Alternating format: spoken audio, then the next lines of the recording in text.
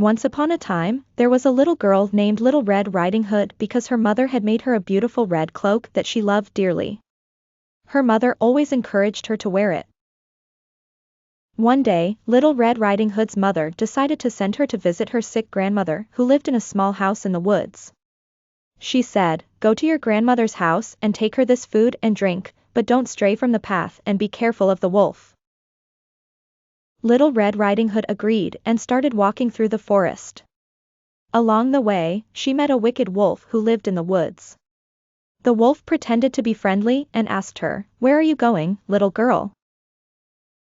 Little Red Riding Hood answered, "I'm going to visit my grandmother who lives at the end of the path." The wicked wolf smiled slyly and said, "Why don't you pick some flowers here for your grandmother?" He encouraged her to take a longer route to get the flowers, while he took the shorter path to the grandmother's house. The wolf reached the grandmother's house first. He knocked on the door and said, "It's Little Red Riding Hood, may I come in?"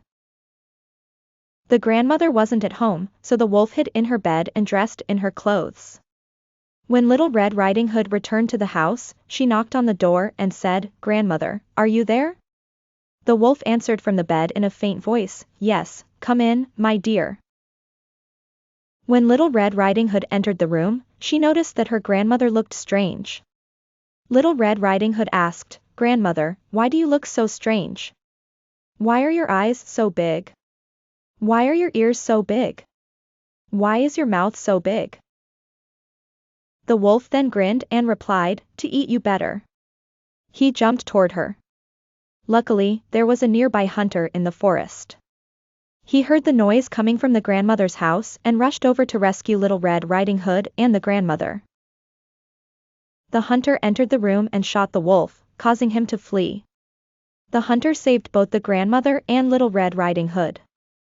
They lived happily ever after, and Little Red Riding Hood learned an important lesson: she must always be cautious and listen to her mother's advice in the future.